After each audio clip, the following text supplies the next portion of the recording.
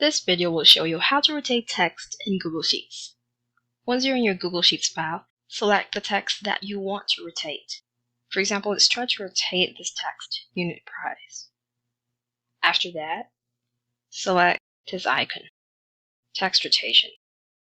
Click it, and then choose among these. Whether you want it to stack vertically, just like that, or you want it to tilt up, tilt down, or you could also choose among these angles. Okay, let's try it one more time using a different way. So select the text that you want to rotate. At the upper part of the screen, click the Format menu. Move your mouse cursor a little downward until it lands here on rotation.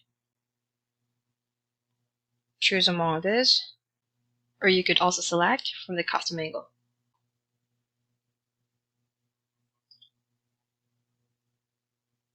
And that's how you rotate text in Google Sheets.